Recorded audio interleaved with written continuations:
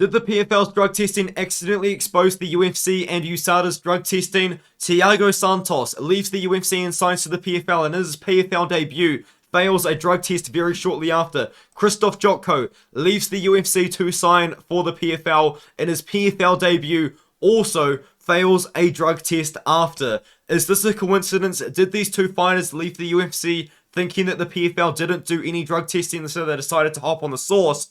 Or has USADA been missing these fighters that have been on the source the whole time? That's what I'm going to try and discuss in this video, because it is a very hot topic. At the start of the year, many PFL fighters failed drug tests, including their 2022 champion, Rob Wilkinson. And not even that, Rob Wilkinson went on Instagram and admitted to cheating. He admitted that he cheated. He didn't try and deny it. He didn't say that it was a substance that maybe was tainted. He admitted to it.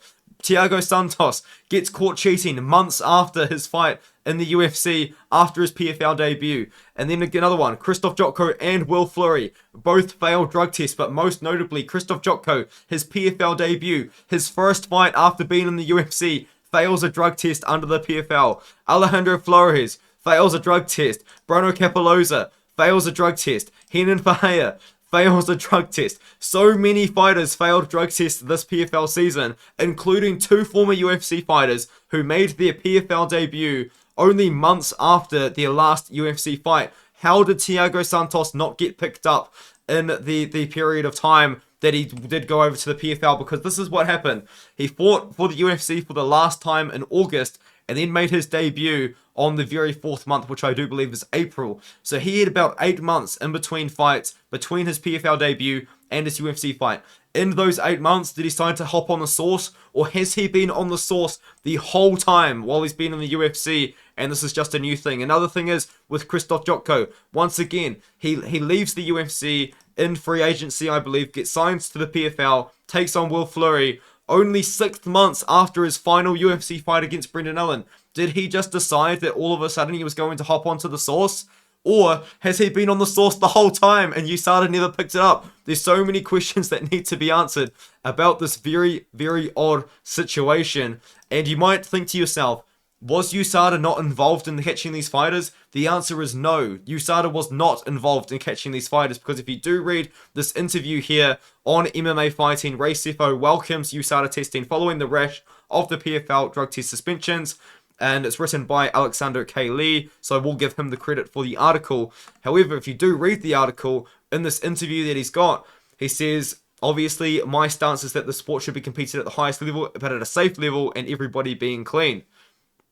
But if you do look further down, he does say that it will be the same program that USADA will add to the UFC. But the thing is, they didn't. They didn't have USADA before this, because if you do read this here, that's the message right through. The message will also be moving forward. USADA will be part of this program from now on.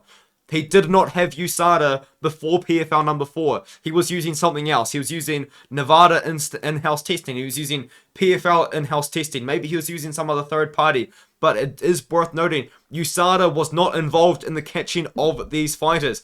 He says USADA will be part of this program from now on. The USADA testing will be in the playoffs as well as the championship and moving forward. So as of June the 9th, USADA had no involvement in catching these PFL fighters. This was not USADA's doing of catching the fighters. It was either the Nevada State Athletic Commission with the in-house testing. It was either PFL's in-house testing. Maybe it was some sort of other third party. But the point is, these fighters were popped not under USADA. So has USADA been missing all of these UFC fighters? Most notably, as I did say, Thiago Santos fought 8 months after his last UFC fight in the PFL, and Krzysztof Jotko 6 months after his last PFL fight. And they get popped in their PFL debut, but they never failed a drug test recently in the UFC. What happened? What happened? Did they not find them? Did they not catch them? If you do look at this interview as well, USADA State Athletic Commission, 9 PFL fighters suspended for failing drug tests. The Nevada State Athletic Commission has officially acknowledged 9 PFL fighters tested positive for banned substances last month during the promotion's opening round in the 2023 season. And you look into it, last week, the Nevada Commission placed all 9 fighters, including former UFC fighter Thiago Santos and former PFL champion Bruno Capoloza, under indefinite suspension pending disciplinary action. The commission did not reveal any details on the nature of each fighter's offense at the time.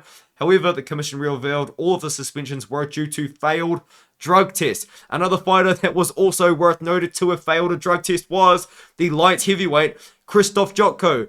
And Krzysztof Jotko, what did he do recently? Fight in the UFC. 6 months before his PFL debut, he was in the UFC. Did they get caught? Did USADA pick him up? No. So apparently the Nevada State Athletic Commission themselves went out there and caught people that USADA maybe potentially failed to do. Interesting. Very interesting, right? Has the PFL accidentally exposed bad drug testing in the UFC? Or is this just a weird coincidence where maybe Krzysztof Jotko and Thiago Santos just thought that USADA, or the PFL just didn't drug test? Who knows what happened, but it is true. These fighters popped. Krzysztof Jotko popped for clomiphene. And if you also go all the way down, go all the way down to Thiago Santos, he also popped for clomiphene. You go in. Rob Wilkinson admitted on Instagram to cheating. Rob Wilkinson admitted to cheating in the matchup, which is crazy, to elevated testosterone to epistestrone ratio. So just elevated testosterone, pretty much. So, and he admitted to it. He admitted on Instagram that he cheated. It's crazy. It's insane to me. Has the PFL got better drug testing? But now they've got the USADA testing. It's going to be interesting to see. Do fighters get popped when they enter the PFL like they did in the past? Or, like the UFC, you don't really see drug testing suspensions happen all that often in the UFC, do you? And all of a sudden, we got 9 of them, including 2 former UFC fighters. It's crazy. What did the PFL do to catch these 9 fighters that maybe USADA couldn't do? Who knows? Who knows? Let me know what you think in the comments below. Do you think this is a valid argument? Do you think that maybe USADA might not be catching everybody? Do you think that I'm an idiot? Let me know what you think in the comments below. And as always, I will see you guys in the next video.